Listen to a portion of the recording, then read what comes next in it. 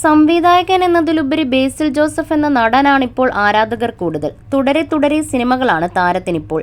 ബേസിൽ ഭാഗമല്ലാത്ത മലയാള സിനിമകളും കുറവാണ്. സൂക്ഷ്മദർശിനിയാണ് ബേസിലിന്റെ റിലീസിന് ഒരുങ്ങുന്ന ഏറ്റവും പുതിയ സിനിമ.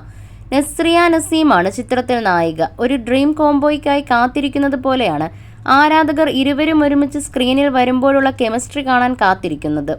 രണ്ടുപേരും ഒരേ വൈബും എനർജിയുമുള്ള താരങ്ങളാണ്. ഇരുവരും തമ്മിലുള്ള സൗഹൃദത്തിന്റെ ആഴം രണ്ടുപേരുടെയും സോഷ്യൽ മീഡിയ കമന്റുകളിൽ നിന്ന് തന്നെ വ്യക്തമാണ്.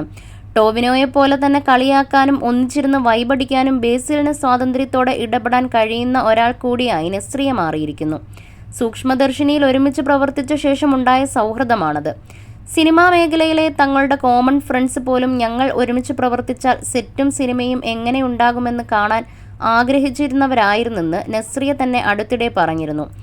ഇപ്പോഴിതാ സൂക്ഷ്മദർശിനി സിനിമയുടെ പ്രൊമോഷന്റെ ഭാഗമായി നൽകിയ പേളിമാണിക്ക് നൽകിയ അഭിമുഖത്തിൽ ബേസിലും നസ്രിയയും തമ്മിൽ നടന്ന രസകരമായ തർക്കമാണ് വൈറലാകുന്നത്. നസ്രിയ ഫാൻസൊക്കെ ഇല്ലാതായെന്നും തനിക്കാണ് ആരാധകർ കൂടുതലെന്നുമാണ് ബേസിലിന്റെ വാദം. അതിനായി ചില ഉദാഹരണങ്ങളും ബേസിൽ പറഞ്ഞു. നസ്രിയ ഫാൻസൊന്നും ഇപ്പോൾ കാര്യമായിട്ടില്ല.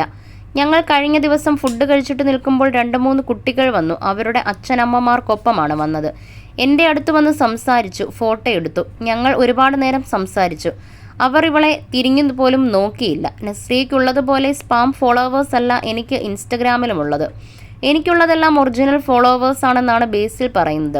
ഉടൻ തന്നെ കൃത്യമായ കുറിക്കുകൊള്ളുന്ന മറുപടി നസ്രിയ ബേസിലിന് നൽകി. നിന്നെ ഏതു കൊച്ചുങ്ങൾക്കറിയാം? അവരെ കണ്ടില്ലേ? അവർ എൻ്റെ അടുത്താണ് ഫോട്ടോയ്ക്ക് വന്നത്.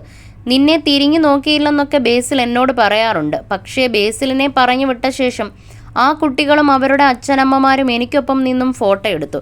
സ്പാമാണോ അല്ലയോ എന്നുള്ളതല്ല, ഫോളോവേഴ്സ് ഉണ്ടോ എന്നതാണ് വിഷയമെന്നും നസ്രിയ പറഞ്ഞു. ഒരു കാലത്ത് തെന്നിന്ത്യയുടെ രശ്മികയും കീർത്തി സുരേഷും മമിതയും അനശ്വരയും എല്ലാം നസ്രിയ നസീമായിരുന്നു. വിരലിൽ എണ്ണാവുന്ന സിനിമകളിലൂടെ അത്രത്തോളം ആരാധകരെയാണ് നസ്രിയ സ്വന്തമാക്കിയത്. രാജാറാണിയുടെ റിലീസിന് ശേഷമാണ് നസ്രിയയ്ക്ക് ആരാധകർ വർദ്ധിച്ചത്. 29-കാരിയായ നസ്രിയയുടെ അവസാനം റിലീസ് ചെയ്ത സിനിമ നാനി നായകനായ തെലുങ്ക് സിനിമ അണ്ടേ സുന്ദരനാഗിനിയായിരുന്നു. അതിനു മുൻപ് മണിയറയിൽ അശോകൻ എന്ന മലയാള സിനിമയാണ് നസ്രിയയുടേതായി റിലീസ് ചെയ്തത്.